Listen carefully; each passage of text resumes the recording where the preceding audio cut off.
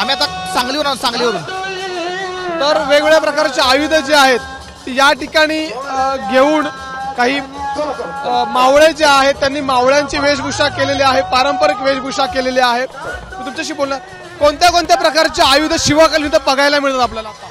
मराठा धोप असेल, धनुष्यबाण असेल, गुर्ज असेल, विटा असेल. विटा म्हणजे जे वीर शिवाकाशीजांनी जे वापरत होते ते विटा असेल, बाकीचं बाण असेल.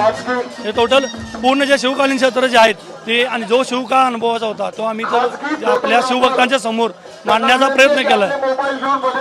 तर एकंदरीत त्या काळामध्ये कशा प्रकारचं वातावरण, कोणती शस्त्र होती, कोणती आयुध होती ही दाखवण्याचा किंवा एकंदरीत ही आयुध पाहण्याचा एक दुर्मिळ योग मी म्हणेन की इथल्या आलेल्या प्रत्येक शिवभक्ताला इथं पाहायला मिळणार आहे. तुझ्याकडे काय दादा? नागिन तलवार. नागिन तलवार आहे. ही कधीपासून? आत्ताच आहे. कुठून आलायस? वाशिम. तर मी इथल्या काही जणांशी बोललो त्यावेळेला एक गोष्ट कळते की राज्याच्या वेगवेगळ्या कानाकोपऱ्यातून हे शिवभक्त या ठिकाणी दाखल झालेले आहेत. आता हे काय तुमच्याकडे काय? हा विटा आहे.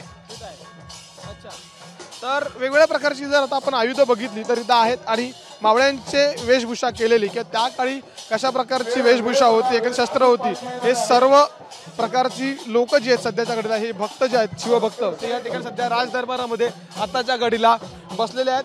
छत्रपती संभाजीराजांच्या प्रमुख उपस्थितीमध्ये अगदी या ठिकाणी राज्याभिषेक सोहळा 350वा तो संपन्न होणार आहे आणि सध्या छत्रपती शिवाजी महाराज जय जयकार प्रत्येक जण आपल्याला करताना दिसून येतो.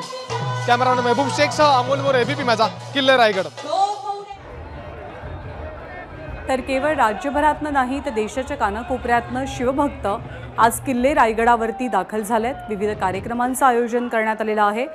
शिवकालीन शस्त्रांचं प्रदर्शन, शिवकालीन शस्त्र कशी होती, त्याचा वापर कसा केला जायचा, त्याची साहसी प्रात्यक्षिकंसुद्धा इथे काही शिवभक्तांनी सादर केलेली आहेत. संभाजीराजे छत्रपतींच्या प्रमुख उपस्थितीत किल्ले रायगडावरती शिवराज्याभिषेक दिनाचा आजचा सोहळा संपन्न होईल. गेल्या वर्षी 300-350वा शिवराज्याभिषेक दिन होता आणि सरकारकडनं सुद्धा विशेष कार्यक्रमाचं आयोजन करण्यात आलं होतं. एकीकडे किल्ले रायगड तर दुसरीकडे कोल्हापूर, दोनही ठिकाणी शिवराज्याभिषेक दिनाचा जल्लोष पाहायला मिळतोय. एबीपी माझा, उघडा डोळे बघा नीट.